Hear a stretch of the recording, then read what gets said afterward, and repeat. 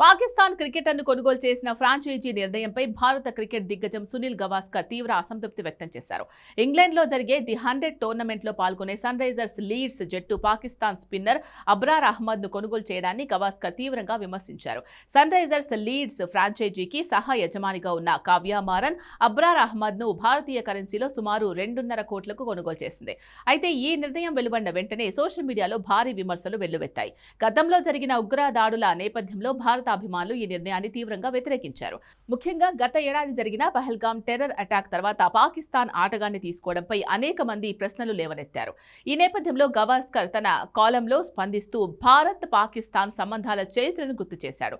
ఆయన ప్రకారం 2008 ముంబై అటాక్స్ తర్వాత పాకిస్తాన్ క్రికెటర్లను ఐపీఎల్ నుంచి తొలగించారు.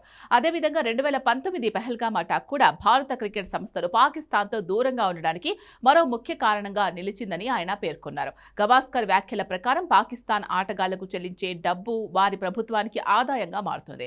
ఆ డబ్బు ద్వారా ఆయుధాలు కొనుగోలు చేసే అవకాశం ఉందని, అది పరోక్షంగా భారత సైనికులు పౌరుల ప్రాణ నష్టానికి దారితీస్తుందని ఆయన అభిప్రాయపడ్డారు. అంతేకాకుండా ఇటీవల మరో ఘటనను కూడా ఆయన గుర్తు చేశాడు. బీసీసీఐ గతంలో కోల్కతా నైట్ రైడర్స్ జట్టుకు చెందిన బంగ్లాదేశ్ పేసర్ ముస్తాఫిజుర్ రెహమాన్ను విడుదల చేయాలని సూచించిన విషయం కూడా ఆయన ప్రస్తావించారు.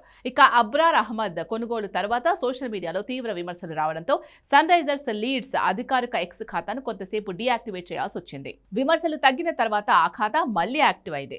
అదే టైంలో జట్టు కోచ్ డానియల్ వెటోరీ మరో పాకిస్తాన్ స్పిన్నర్ ఉస్మాన్ తారిక్ కూడా జట్టులోకి తీసుకునే ఆలోచనలో ఉన్నట్లు చెప్పడం మరింత వివాదానికి దారితీసింది.